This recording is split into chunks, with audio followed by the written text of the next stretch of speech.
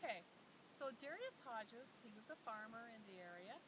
Um, I found Darius Hodges on his 1840 census, United States Census. So he was in the area about the same time that Michigan was accepted into the Union.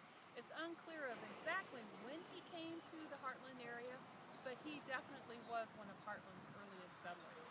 And while I'm talking about Heartland, I should point out that the Heartland downtown area, where the first settlers set up their town center, was approximately 5 miles from where we're at.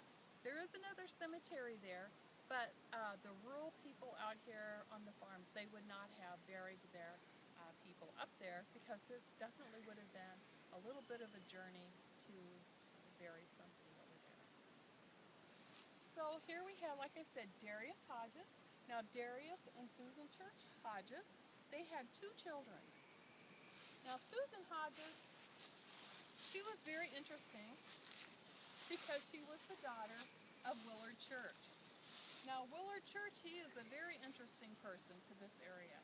He is the only person that buried in the county of Livingston that was a Revolutionary soldier. Now Mr. Church, he served in the American Revolution from 1775 to 1780, and he enlisted at the age of 15. So after 5 years of service, and I believe one of the battles he was in was Stony Point, which is another interesting story, and maybe if you'd like later, I'd be happy to tell you about it. Are you interested in knowing about Stony Point right now? Not right now. Okay. So, anyways, he is the earliest, the only American Revolutionary soldier buried in Livingston County. So he served for 5 years, and after he was done serving, he went to take a pleasure trip by boat. He got onto a boat in New York, in the New York harbor, and he set a sail with a crew of about 22 men, I believe, were on the boat. The boat got seized by the British, and they were all captured, and they were given a choice like all other prisoners of war were during the American Revolution. The British said, either now you can fight for us or you can go to prison. So they all said, well, we're not fighting for you, and they were put into the Jersey prison boat that was docked in the New York harbor, and they were held captive there for 8 months, and then shortly after the American Revolution ended and they were released. The Jersey prison boat was the worst prison boat that there was in His Majesty's service, as they called it. So something interesting to look up and think about if you ever come back and you want to pay your respects to Mr. Hodges again. So we've talked a little bit about this. What I haven't talked about, though, is why the hill. So take a look around. Just, like spin around and look at where we're at. This was a beautiful hill.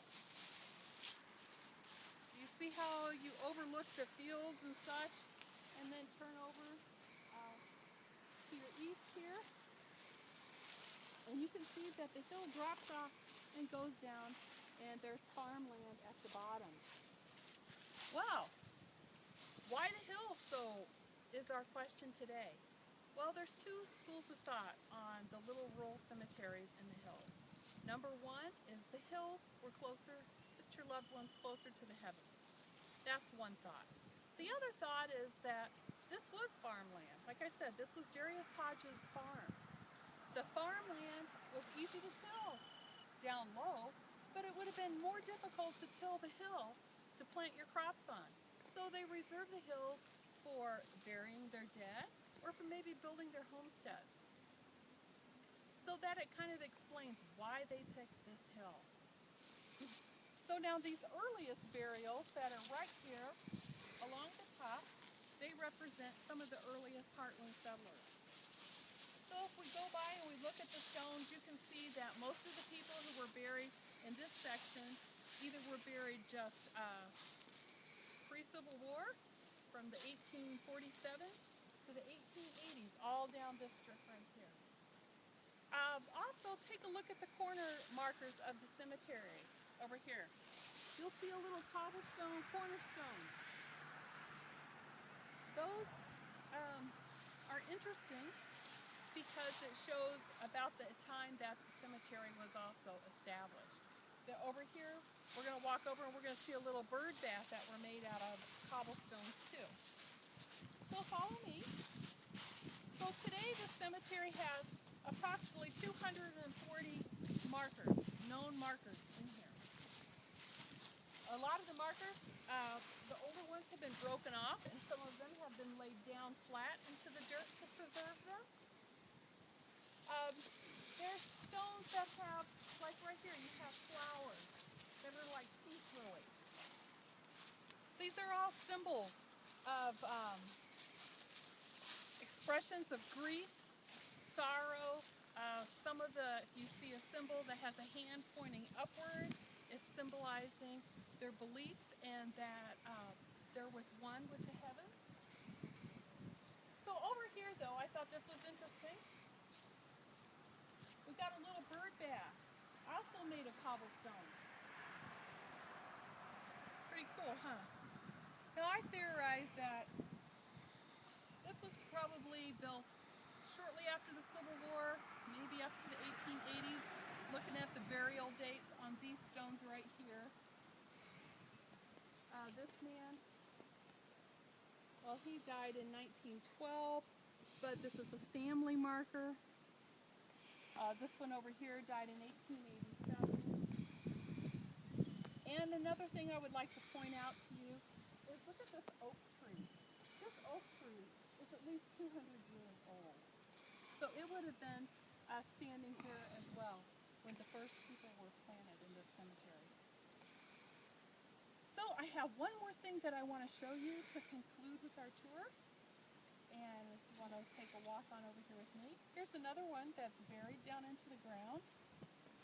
Just while we're walking, I thought I would show you that one. This man was buried in 1878.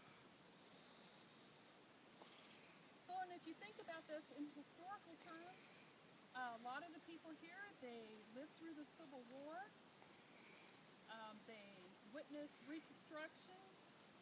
Some of them died in the early 1900s, so you know they would have witnessed World War I. Here's somebody that was buried in 1866, 1868, 1899. But anyways, the most interesting thing that I would like to show you about the markers is this. Follow me.